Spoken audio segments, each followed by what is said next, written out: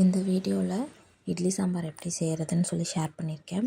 எண்ணெய் விட்டு கடுகு வெந்தயம் நல்லா பொரிஞ்சதுக்கப்புறமா 15 சின்ன வெங்காயம், ஒரு 7-8 பல் பூண்டு, 5 பச்சை மிளகா,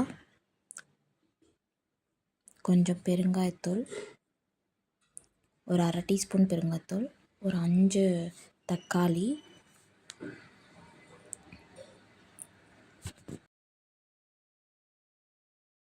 கருவேப்பிலை 2 இடுக்கு, 1 டேபிள் ஸ்பூன் மஞ்சள் பொடி, பாசிப்பருப்பு, அதில் தண்ணி விட்டு நல்லா மிக்ஸ் பண்ணிக்கணும்.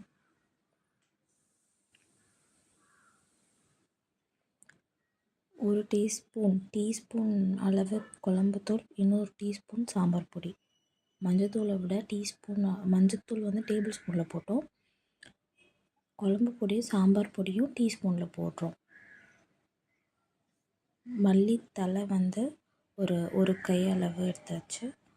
அப்புறம் ஒரு 3 வரமிளகா, இதை போட்டு விசில் வச்சிடணும்.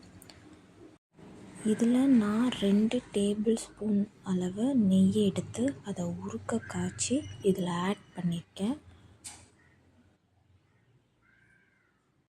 இதுக்கப்புறம் எனக்கு கொஞ்சம் கெட்டியாகவும் வேணும், அதே சமயம் ரொம்ப தண்ணி இல்லாமல் வேணுங்கிறதுக்காக எனக்கு தேவையான அளவுக்கு நான் தண்ணி ஊற்றிருக்கேன். சரிங்களா? அப்புறம் அதில் லாஸ்ட்டாக தான் நான் உப்பு ஆட் பண்ணியிருக்கேன். அதுக்கு முன்னாடி உப்பு ஆட் பண்ணல. லாஸ்ட்டாக உப்பு ஆட் பண்ணி கொதிக்க விட்டு இறக்குனா இட்லி சாம்பார் ரெடி. இந்த வீடியோ கண்டிப்பாக உங்களுக்கு யூஸ்ஃபுல்லாக இருந்திருக்கும்னு நினைக்கிறேன். தேங்க்ஸ் ஃபார் வாட்சிங்.